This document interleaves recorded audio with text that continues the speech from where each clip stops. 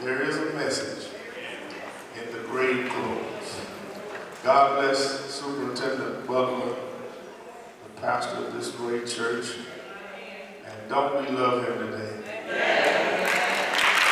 we honor him at all times, and to his family, and to those of you that have gathered here, to all the elders in our own district missionary, and to the candidate that is running for mayor. There's a message in the grave clothes. And several years ago, I was watching a documentary concerning the death of a man that goes down in history. I even had the privilege of talking to his sister, and she gave me the great detailed facts of what happened. There was a documentary concerning the death of Medgar Evers, a black civil rights worker who was shot to death in his own driveway in Mississippi back in 1963. And in the early 90s, the body of Mr. Evers was exhumed. It was the hope of the family that an autopsy might shed more light into his death. They opened the casket that had been sealed for 30 years. And inside was a body that was remarkably preserved. The body and the clothes it wore that he had on was in excellent condition. And as I watched the program, I thought about another time when another grave was opened. It was a grave that was opened not by the will of man, but it was opened by the will of God. In that grave, those who looked in saw the clothes the body wore. But the problem is they didn't see a body. Why? Because it was the body of the Lord Jesus Christ. And he had risen from the dead, and he had walked out of that tomb. And all that remained in that tomb, the only evidence that he had ever been there, was the presence of his grave clothes. Now, there are many aspects of the resurrection that we could consider and talk about, and all of them are important. They are encouraging to us. They are a blessing to the children of God. But today I want to look at the message that is contained in the grave clothes left in that tomb by Jesus. I want us to see today that Jesus left his grave clothes behind for a reason. He left them behind so that they could preach a message to all those who saw them early on that Sunday morning. It is that precious message that we need to try to grasp today. The message is in the grave clothes. First of all, there are several messages that we can get out of those grave clothes.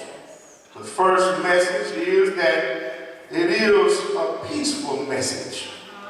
Help me say a peaceful message. After Jesus died on the cross, Joseph of Arimathea and Nicodemus took the body of Jesus and prepared it for burial and placed it in a new tomb that belonged to Joseph. After they had placed his body in the tomb, the Jewish leaders asked Pontius Pilate to seal the tomb and place a detachment of Roman soldiers at the tomb to prevent the disciples from stealing the body. Of course, the Bible tells us that early on the Sunday morning, some strange things began to occur near the garden tomb.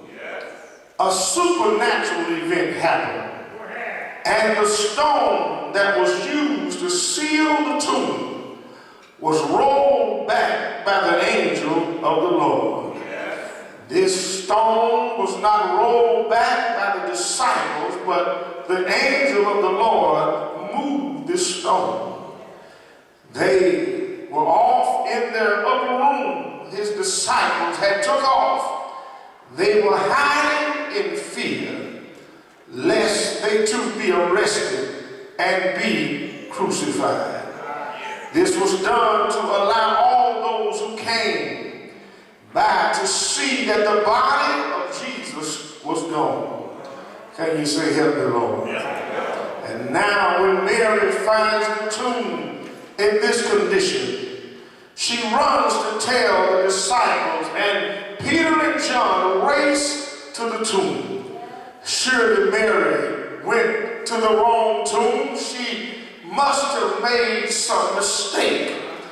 But when they arrived at the scene, it is the right tomb. But the tomb that they came to is empty.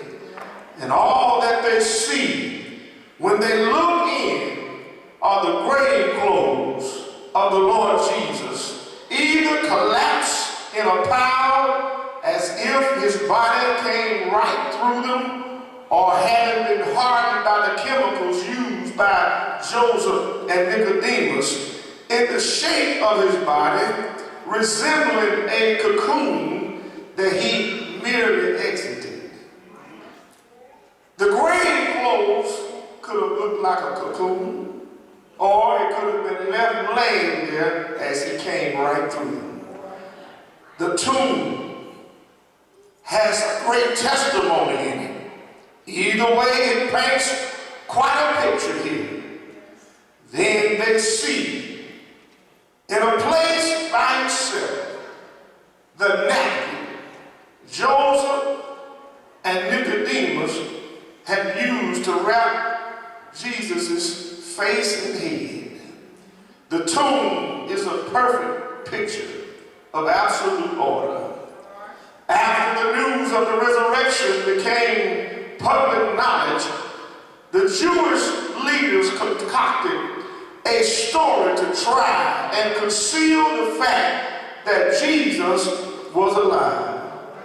But the condition of the tomb proves their tale to be a lie. Consider this, if you will. If it was the disciples that had removed the body of Jesus, as the Jews claim, how did they remove the body without disturbing the wrappings? How did they move his body without disturbing the grave clothes? Would they have taken the time to be so orderly? Would they have even attempted such a thing? After all, they had all forsook Jesus and fled away the night he was arrested. If it was grave robbers, as others have suggested, how did they remove the body? Would they have taken